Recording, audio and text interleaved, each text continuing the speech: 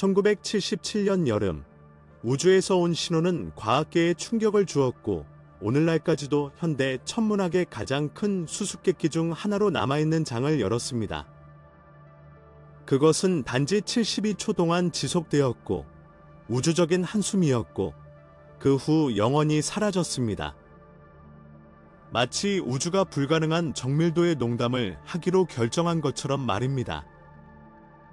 그것이 어디서 왔는지, 왜 반복되지 않는지 아무도 몰랐습니다. 지구는 찰나의 메시지, 즉 거대한 별의 바다에서 사라진 지능의 성광을 들었습니다. 그 신비한 맥박은 와우, 와우 라고 불렸습니다. 신호는 이후 지구 너머의 지적 생명체의 가능성에 대한 우리의 영원한 매력을 상징하게 되었습니다. 신호는 강력하고 명확하며 독특했으며 알려진 자연 방출로는 재현할 수 없는 신호였습니다. 그리고 더 이상의 소식이 없이 수십 년이 지났음에도 불구하고 그 미스터리는 사라지지 않았습니다. 수십 년 후, 예상치 못한 발견이 천문학자들의 의심과 흥분을 되살렸습니다. 당황스러운 행동과 설명할 수 없는 에너지로 우리 태양계를 가로지른 거대한 성간 물체 3I 아틀라스를 연구하는 동안 뭔가 불안한 것이 감지되었습니다.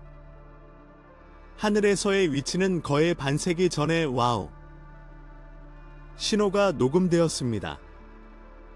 그러한 우연의 일치가 우연히 일어날 확률은 0.6%에 불과했는데 이는 천문학자들이 숨을 헐떡일 만큼 낮은 수치였습니다. 갑자기 공상 과학소설에서 나올 것 같은 질문이 떠올랐습니다.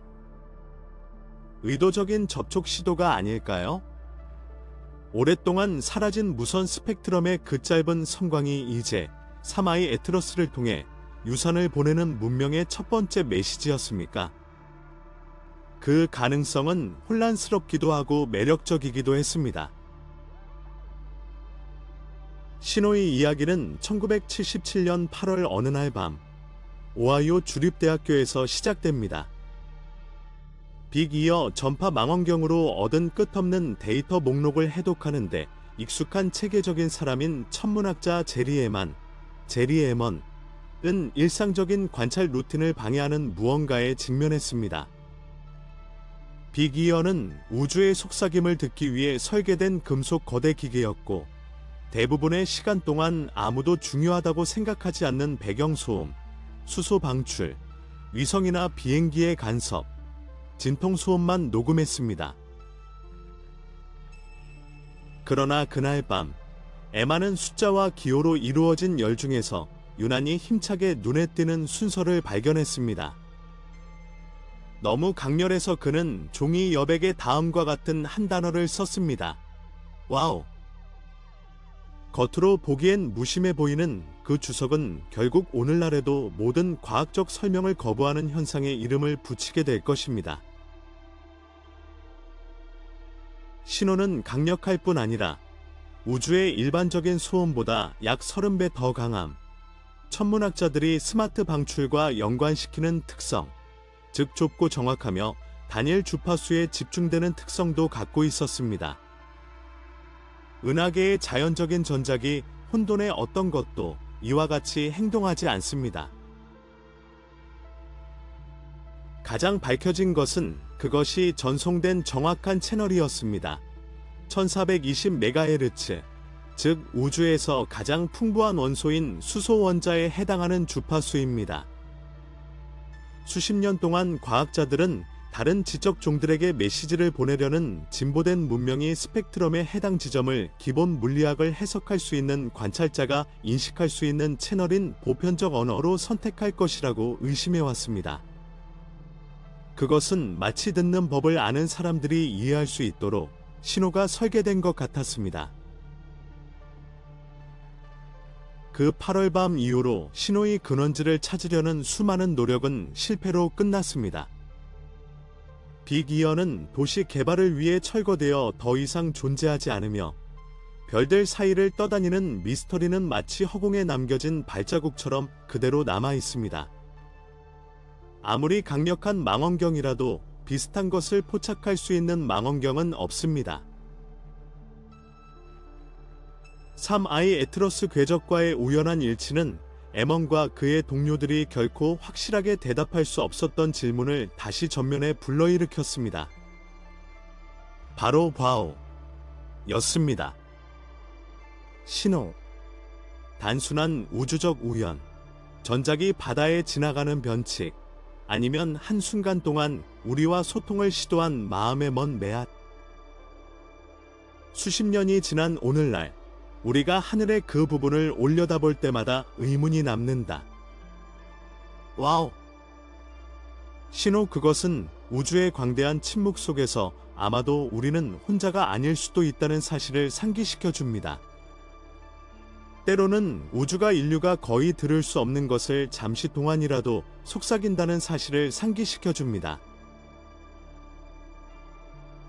1977년에 포착된 신비한 신호는 그 강도 때문에 주목을 받았을 뿐만 아니라 기록에서는 또한 훨씬 더 흥미로운 것을 보여주었습니다. 즉, 방출원이 관찰자를 기준으로 움직일 때 발생하는 주파수의 약간의 변화인 도플러 편이입니다. 이러한 변화는 신호의 근원지가 초당 약 10km의 속도로 지구에 접근하고 있음을 시사했습니다. 원본 데이터에서는 거의 보이지 않지만 시간이 지남에 따라 매우 중요한 최소한의 세부 사항입니다. 몇 년 후, 천문학자들이 다른 항성계에서 온 낯선 방문객의 궤적을 연구하기 시작했을 때 그 우연의 일치는 무시할 수 없게 되었습니다. 와우 신호는 우리 은하의 중심부 근처에 있는 별들로 가득 찬 지역인 궁수자리 방향에서 감지되었습니다. 그리고 그것은 수십 년 후 전혀 예상치 못한 일이 도래하게 될 바로 그 하늘 지역에서였습니다. 2019년 10월 LS 조기 경보 시스템을 갖춘 천문학자들은 알려진 모든 논리를 무시하는 물체를 발견했습니다. 처음에 그것은 우리 태양계를 가로지르는 많은 얼음과 먼지 덩어리인 단순한 혜성처럼 보였습니다. 그러나 그가 평범한 방문객이 아니라는 것이 곧 분명해졌습니다. 그 속도는 너무 빨랐기 때문에 태양의 어떤 중력도 그것을 유발하거나 저지할 수 없었습니다. 그 궤적은 성간 공간에서 왔으며 우리 천상의 이웃을 통과하는 찰나의 통과는 별들 사이에 진정한 여행자의 도착을 의미했습니다. 이 천체는 공식적으로 3I 아틀라스로 분류되었으며 이는 우리 태양계를 통과하는 것으로 관측된 세 번째 성간 물체입니다. 그 이전에는 단 2가지 사례만 기록되었습니다. 2017년에 발견된 오umuamua, 오묘어묘어는 신비한 길쭉한 모양과 가속도로 과학자들을 당황하게 했습니다. 이 아이보리소프 2019년은 좀 더 일반적인 혜성이지만 깊은 우주에서 온 혜성이기도 하다.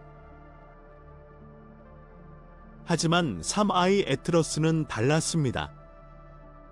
2020년부터 2021년 사이에 태양에 접근하면서 자연적인 과정으로는 설명할 수 없는 행동을 보였다. 구성이나 움직임이 알려진 모델과 맞지 않는 부분이 있었습니다. 2024년에 하버드 대학교의 천체 물리학자 AVI 로브는 궤도를 자세히 연구하기로 결정했습니다. 그는 복잡한 컴퓨터 시뮬레이션을 사용하여 지난 수십 년 동안의 물체의 경로를 추적하기 위해 시간을 거슬러 올라갔습니다. 그리고 그때 그는 놀라운 발견을 했습니다.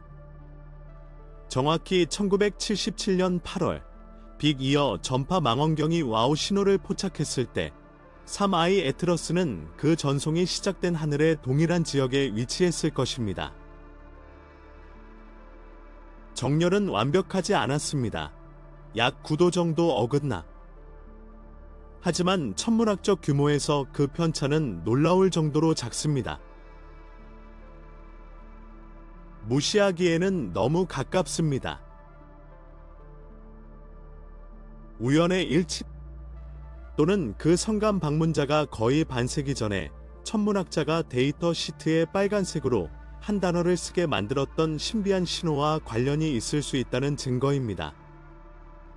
와우! 이번 발견의 규모를 이해하려면 하늘의 구도가 지구에서 보이는 보름달의 겉보기 크기의 약 18배에 해당한다는 사실만 알면 충분합니다. AVI 로브 교수는 계산을 검토하는 데 몇 주를 보냈습니다.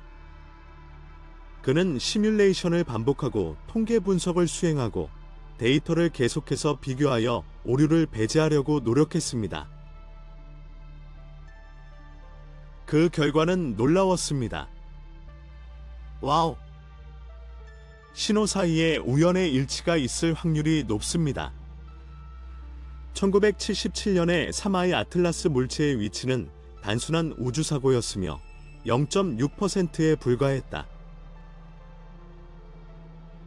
즉, 거의 반세기 정도 떨어진 두 현상이 어떤 관계를 갖고 있을 확률이 99.4%였다. 이 수치로부터 현대 천문학에서 가장 논란이 많은 가설 중 하나가 탄생했습니다.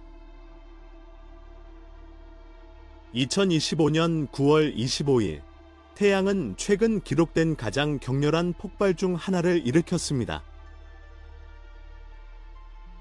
거대한 코로나 질량 방출로 인해 수십억 톤의 백열 플라즈마와 하전 입자가 시속 수백만 킬로미터의 속도로 우주 공간으로 발사되었습니다. 이러한 사건은 지구상의 통신을 방해하고 전기 네트워크를 붕괴시키고 심지어 해성의 연약한 구조를 완전히 붕괴시킬 수 있는 진정한 우주 폭발입니다.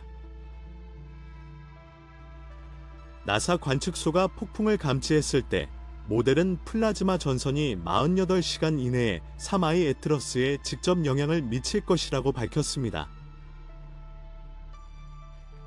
결론은 불가피해 보였습니다. 물체는 파괴될 것입니다. 얼음, 먼지, 응집력이 거의 없는 암석으로 구성된 해성은 그 정도 크기의 태양 폭발을 견딜 수 없습니다. 충격파는 꼬리를 찢고 표면을 증발시키고 그 잔해를 우주 곳곳으로 흩뿌렸어야 했습니다. 그러나 며칠 후 천문학자들이 관찰한 것은 알려진 모든 법칙과 모순되었습니다. 지구상에서 가장 강력한 망원경이 성감 방문자에게 다시 초점을 맞추었을 때 그들은 그것이 여전히 온전하다는 것을 발견했습니다. 파편화 징후도, 가스 방출도, 궤적 변경도 없었습니다. 사마이 에트러스는 그를 전멸시켰어야 할 태양 폭풍에서 살아남았습니다. 2025년 말 허블 우주 망원경은 전례 없는 수준의 세부 사항으로 수수께끼의 물체를 연구하도록 배정되었습니다. 거의 6개월 동안 국제과학자팀은 관찰 시간을 위해 경쟁했으며 각각은 동일한 질문에 대한 답을 찾았습니다. 태양의 힘에 저항하는 듯한 이 몸은 과연 무엇이었을까요? 목표는 표면, 내부 구조 및 태양 복사로 인한 가스 또는 먼지 배출을 분석하는 것이었습니다. 하지만 앞으로 몇 달 안에 허블이 밝혀낼 내용은 많은 사람들을 말문이 막힐 것입니다. 허블 우주 망원경으로 포착한 이미지는 과학자들이 사마이 에트러스를 이해하는 방식을 완전히 바꿔놓았습니다. 사진이 보여준 것은 이전에 천문학이 기록한 어떤 것과도 달랐습니다. 태양에 접근할 때 얼음이 승화되어 밝은 꼬리를 갖게 되는 전통적인 해성과 달리 이 물체에는 가스나 먼지의 흔적이 전혀 없었습니다. 연무도